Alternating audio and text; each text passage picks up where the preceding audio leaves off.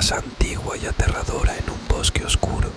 Los lugareños susurraban sobre un espíritu vengativo que atormentaba a quienes se acercaban.